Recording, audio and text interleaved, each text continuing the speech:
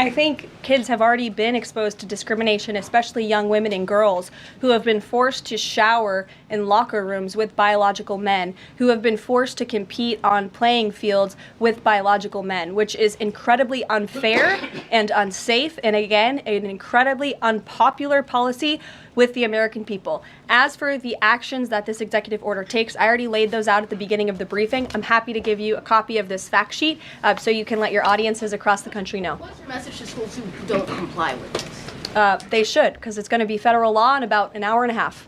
So your colleague to your right, to my Thanks, left. Caroline. Yes. Taylor with Spectrum News. You talked a bit about Doge. Elon Musk is currently a, quote, special government employee who also owns companies that have billions of dollars in federal contracts. You said earlier this week that he has abided by all applicable federal laws, but what steps is the Trump administration taking to address that conflict of interest? The president was already asked and answered this question this week, and he said if Elon Musk comes across a conflict of interest with the contracts and the funding that Doge is overseeing, then Elon will excuse himself from those contracts. And he has, again, abided by all applicable laws. In the back left, go ahead.